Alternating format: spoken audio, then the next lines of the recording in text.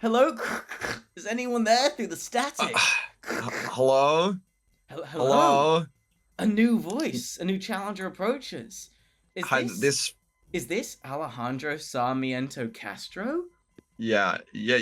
This phone isn't plugged in. I don't know how you're calling me right now, to be honest. Oh, trade secret, you see. Alejandro, how are we today? I'm pretty good.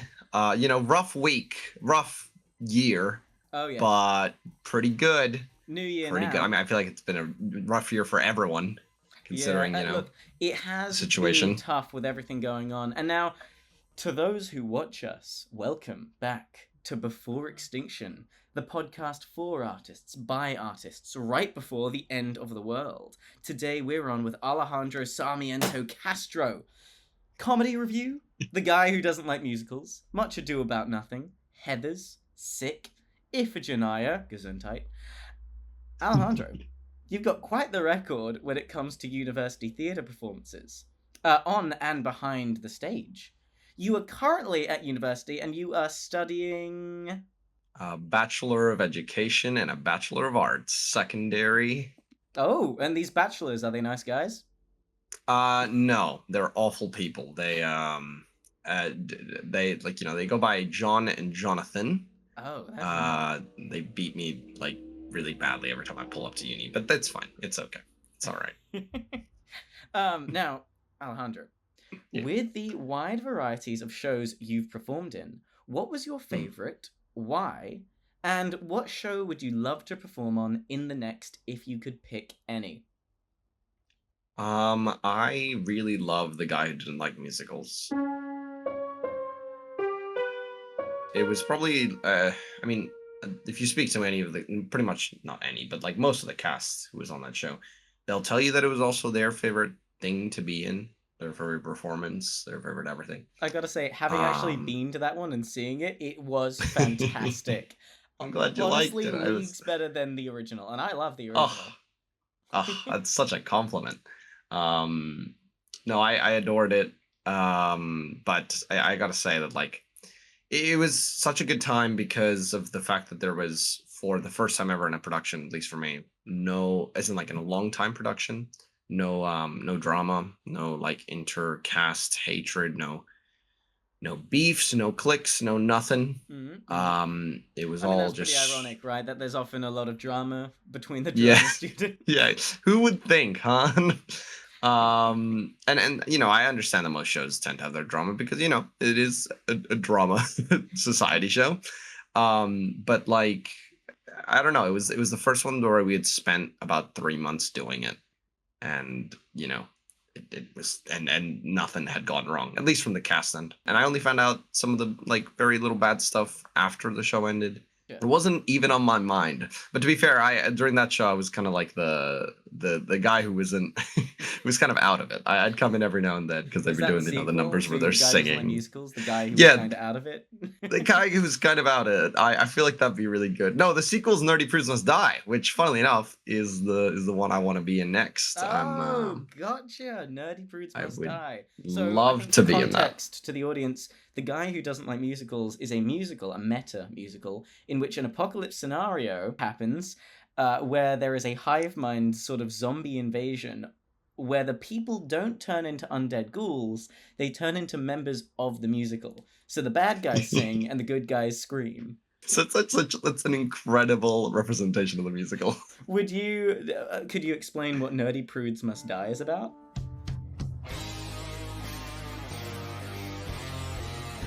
Nerdy Prudes is I say sequel, but it's like none of the musicals in the series are technically in the same it's like an alternate universe. Alternate universe each time. It's like the same place and even sometimes same characters, but like none of the events from like the other musicals actually impact the other musicals, if that makes sense. I got you. Though I have heard that technically the events of Nerdy Prudes Must Die happen no matter what. Well, Yeah. I'm sure. Now I'm sure, Alejandro, as you've noticed, the world has gotten weird. It's bad. It's gotten bad. It's gotten bad, and I'd say ever since that monkey in Cincinnati Zoo was shot, things just haven't been set right. The guy from The Apprentice is now the President of the United States. An anglerfish from the deep sea was spotted off the coast of the Canary Islands. Malcolm in the Middle is now an adult. Artificial intelligence and large language models have begun rapidly evolving, and, of course, the same sequence of numbers have been reoccurring in your life, haven't they, Alejandro? Yes, they have. That's Angel very numbers? true. I'd say like the equivalent of like a small rat that lives in your room and you're not really aware of it until it like pops on your face. Yeah, every time you look at a microwave, every time you look at like a bus number, you see angel numbers, you see lane line coordinates, you see maybe 6, Maybe 7. maybe 7. Oh These no. numbers, Alejandro, they're not Yeah. just a meme. They mean something, and you know what they mean. This world, it's a simulation, Alejandro. Apart from you and me, everyone else you've ever talked to is just a line of code. NPCs, like props on a stage. Our physical bodies in the real world are under attack, and though you might have forgotten it in your years and years pretending to be a talented upcoming university theatre actor, you are actually the best hacker that has ever been. When did you notice you were living in the Matrix? For me, it's when I saw my friend David just straight up phase through the floor. Well, for me, it was when you called me because, like I said, this phone isn't actually plugged into anything. So I was just like, oh, well, okay. Well, this makes no sense. This can't be real. Yeah, there is some funny logic. I mean, I wanted to see how far I could push it. One day I painted. I used some perspective tricks. I painted a tunnel onto a blank wall to see if a car would go through it, and it did. It did. Oh. Yeah. It like. I guess it's going off cartoon physics. I tried that one trick you can do in Minecraft that if you get a piston and a block and you blow it up at the same time and it pushes, you duplicate the block. I tried that with my pet cat. And instead of a piston, it was a car. And instead of TNT, it was a bit of herbicide. Okay. I sort of let on fire. And is this you telling me you ran over your cat? Oh, okay. My cat did split in 2, except each half was only half a cat. Okay, maybe not. I was there's a few glitches, but have you noticed anything strange in the world recently? Oh, well, the economy, that doesn't make sense. That's not real. I mean, 2 tell me diamonds for 1 wheat. Oh my god. It's emeralds. They used to be, and then the DOJ. Or maybe the WHO. One of the ROTC, and name more word letters. MTG, the DND. They just keep the DMZ. That's what I've been saying. As an actor, what was your most intensive role and why? Intensive role. That actually goes to I think the understudy for Heathers. Oh, who did you understudy? I understudied JD. It was really intense because I kind of it was a really rough time during the show for reasons I'm not gonna It's also say. a rough character. JD, for context audiences, is not mentally well. Yeah, he blows up. Oh, spoilers, sorry. He blows up emotionally. It's beautiful. And no, it was really intensive because I had to I really wanted to get all the notes perfect, and I was already having a rough time with the show because it is a musical, yes. And the notes are very, very high in a lot of the songs, and there was some members on the production team who were treating me a little bit rough. And it caused me kind of to stress out a little bit, and but you'll find this entertaining. It's very Oh yeah. Anyways, Heath Ledger. Do you know he locked himself in a caravan? He went crazy playing the Joker, right? Yes. My father played JD in Heathers the musical. I locked myself into a white room. That like we What? have here. It's like a guest room. Okay. Not like with lock and key, nothing crazy. But I put myself there for about 4 hours, like 3 days in a row. And the room is white. The walls are white. The bed, it has a white sheet on it, and it like has a white headboard, white pillow, white blankets. Lovely for guests. I mean, Are you like family friends with Hannibal Lecter or? yeah, no, well, because we emptied it all out, and it used to have a lot of furniture in there because it was my one of my siblings' room, but now it's empty because it doesn't have any of their stuff. Now it's all white, and the closets are white, and they have white handles, and the for some reason the curtain the curtains got swapped out to white ones, so the entire room's white. Okay. And the light bulb is white colored. Oh, okay. Except for a gray printer in the corner of the room. And I locked myself in there, and I played and I sang all the songs for about 3 hours straight. Rocking back and forth, crying. Rocking back and forth, nearly damaging my voice. Yeah. And I finally messaged my musical director at the time. I was like, hey, like, what is my throat feels kind of funny. We're getting close to like show week.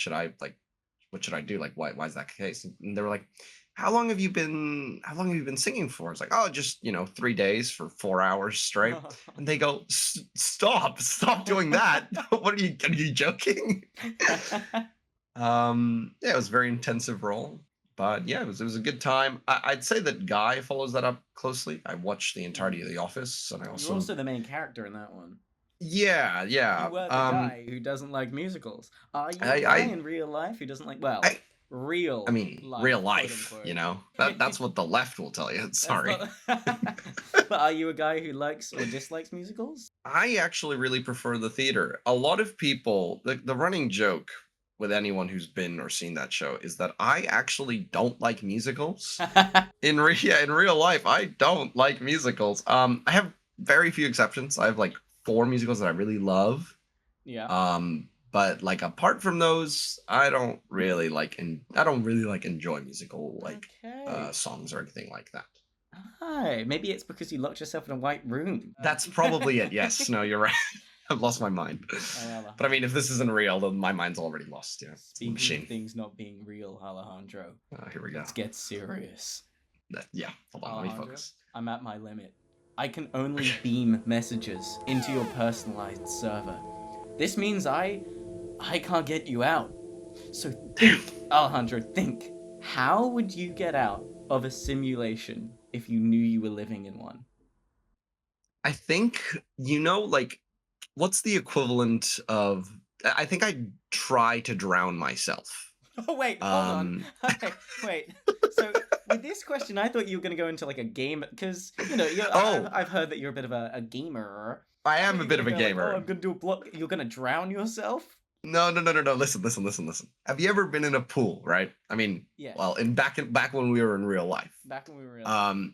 And never been in a pool. You can't remember. I remember just a little bit, it's like fading, like images appear in my mind every now and then, or when you get deja vu and you're like, wait a minute, why do I remember this other memory from this other person back when I was a hacker? Anyways, one time when I was a hacker, I was at a pool with my laptop, and I fell into the pool without my laptop.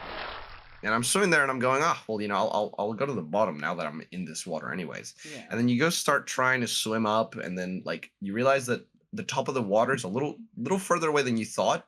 So you feel like you're drowning. You're not drowning yet, but you feel like you're drowning. I feel like if we're in this simulation, it's just not gonna work. They can't simulate that near death experience. That feeling of graphics cards. They probably don't have the technology to run accurate water simulation anyway. Exactly.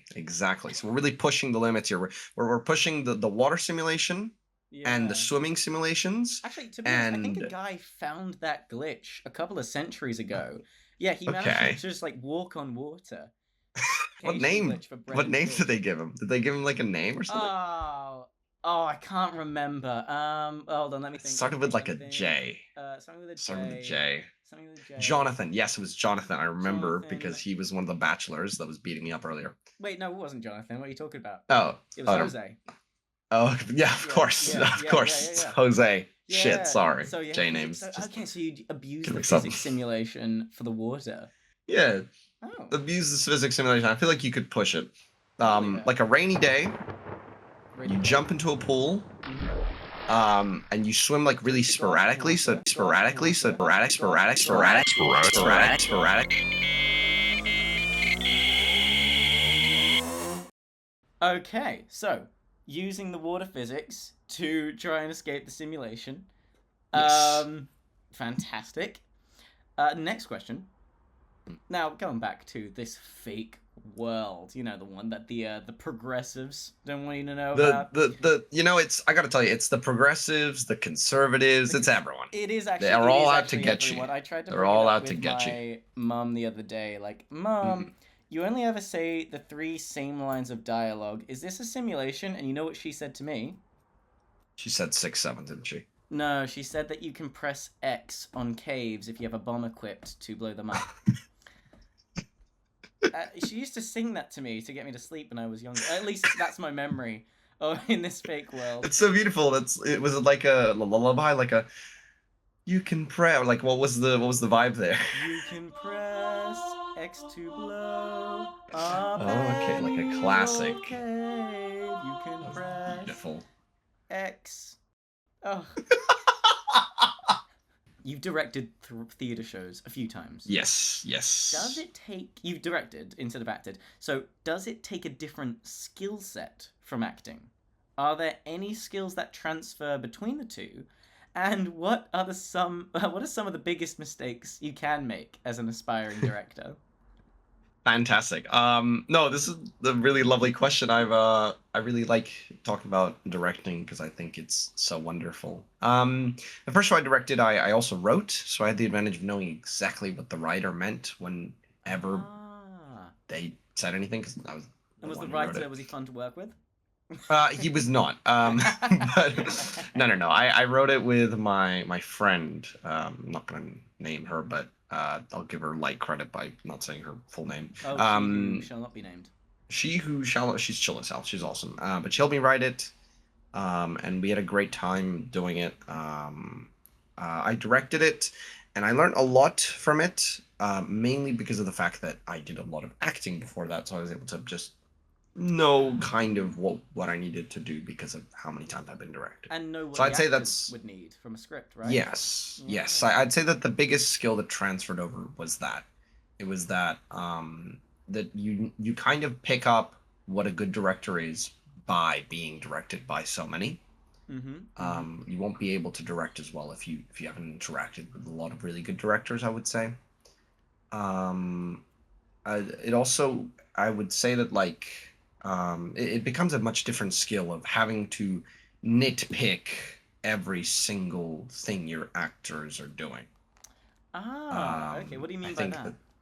I think the most important thing you can do when directing anything is to literally go line by line with the actors, as in, like, you'll make them do a scene, and they'll act in front of you. Literally, the millisecond, the second that they say something that isn't the right intonation, that isn't the right like volume, anything, like if they're not doing the exact hand movement you were hoping for or anything, you call it out then and there. You make them pause for a second, do it again, tell them how you wanted them to say it, and keep going on.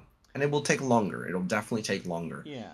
But at least by there's pausing no them, yes, Mm-hmm. and by pausing them, they are able to mentally register the mistake as soon as they have it, and if they're really good actors, they'll write it down, and if they're even better actors, cry. if they're, little babies. I'm not gonna say you're my father. I want to say you're my father. There you go. Yes. Fantastic. You would never believe it, but I too acted once. I was in a play. Okay. But I will say it was a comedy, and the writing, whilst there was definitely a story and a script we had to follow, we were allowed to go a little off script, which helped me because I've got the memory of a something that has a bad memory, and a horse. You're thinking horse. Yeah. Oh, of course, memory of a horse. Now, have you directed comedy, and does that make like the sort of rules different? Yes, I think it does. This goes back to the other thing where I was like, I can answer the other part of the question here as well. I think that the worst mistake you can make when starting your directing is to just let your actors act without any guidelines. Mm. But at the same time, to come to the restraint of just you're if you're doing a comedy, I think you need to let your actors have so much fun with the material. If they're not having fun, they're not going to perform it like they're having fun. They have a conversation with the audience most of the time. I'd say that most performances are conversation with the audience. And to get comedy shows to do well, you need to have a funny conversation with the audience. Yeah. And that can only happen if both people are willing to want to have fun.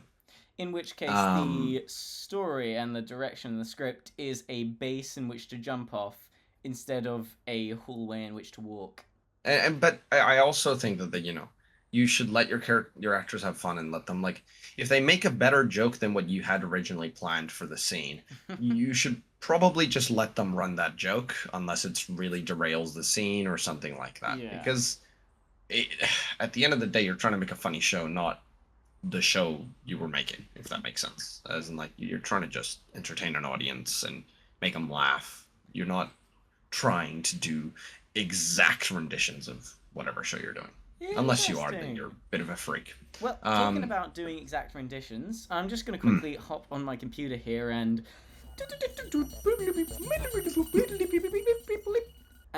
enter. You should see right next to you, but underneath your desk, a pail of water. Oh, yeah.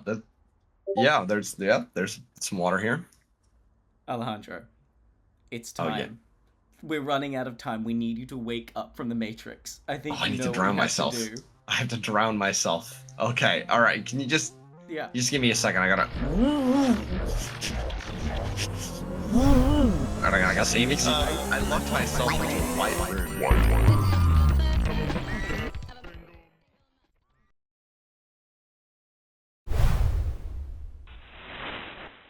Alejandro, are you there? Alejandro! You've awakened from the Matrix. You know computers have lies, of course. Yes. But Alejandro, I'm sure you're also familiar that all computers have bugs. You look down at your body, your real body, and my God. Instead of hands, Alejandro, you have pinchers.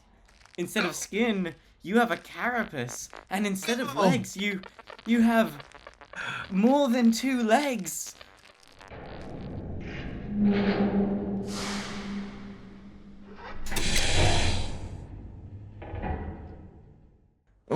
Next to you, there are other cryogenic chambers just like your own, with bugs asleep within their own simulated worlds.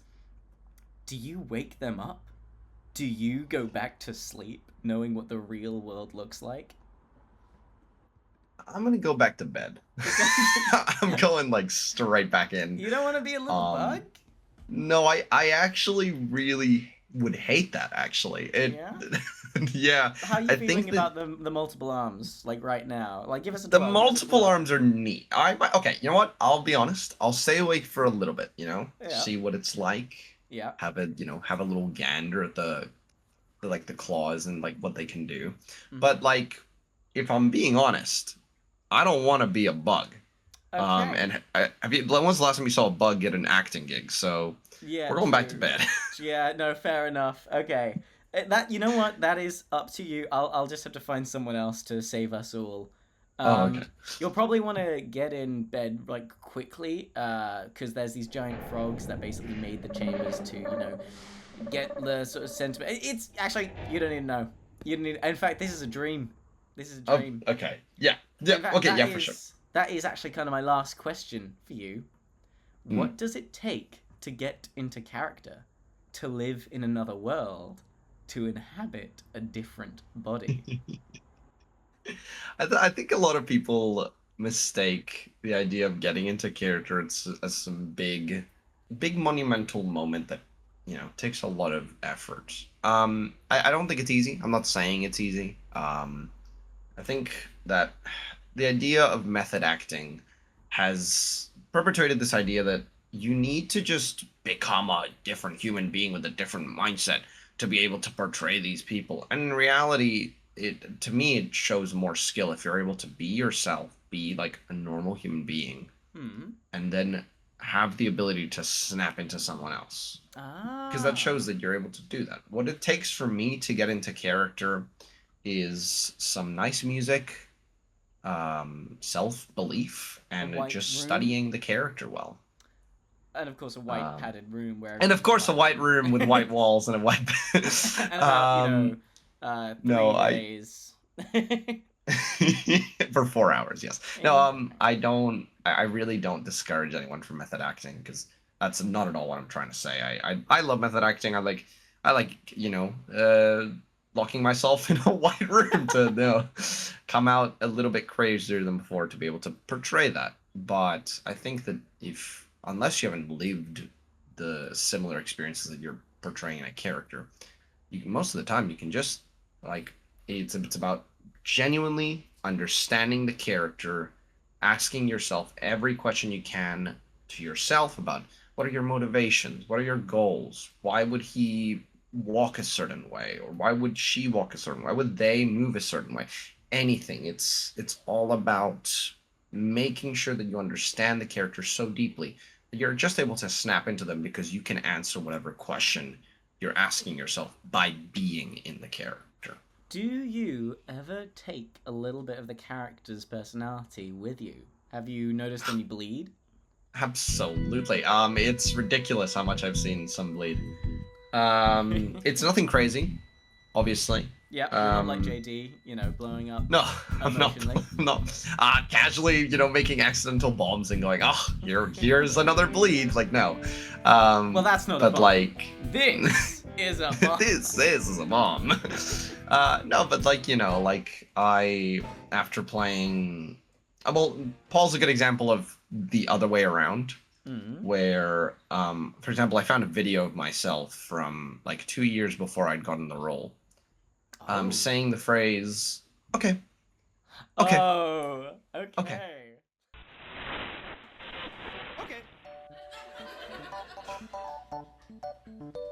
Okay.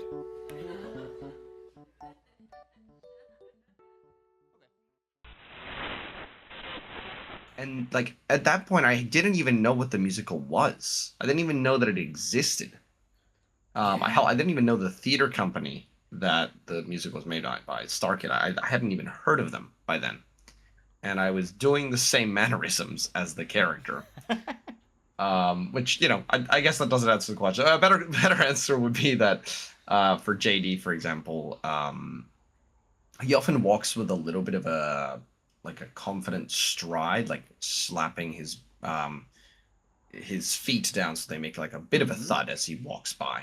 I noticed myself every time I get in the boots that I wore for the character, accidentally thudding the floor a little bit more. And for another character where I was an elderly man, I often had to walk a little slower, and then funnily enough, the week afterwards I was walking a little bit slower. Gotcha. Well, thank you very much. I'll find someone else to, save all of the world and free the bugs. Yeah, that's okay. I'll take note to leave you in your cryopod, though. I hope that your simulated career as an actor goes well for you. Thank you so much. Thank you for having me. I can hear one of the toads knocking on my stays. I might... you gotta head. You gotta go. Yeah. Okay. Well, where's the bucket? Anyways, I found the water. I'm gonna go deal with this. Yeah. Okay. Well, water all over the floor now. See ya. Bye.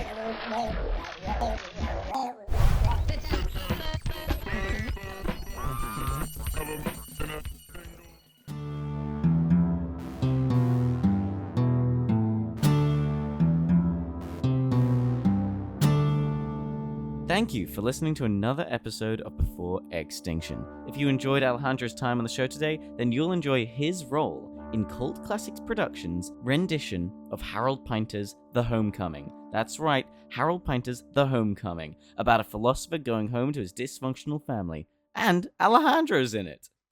The play goes from 5th of May to 16th of May, with all dates included. Go check it out. Do it now before they get you. Oh God, they're getting close.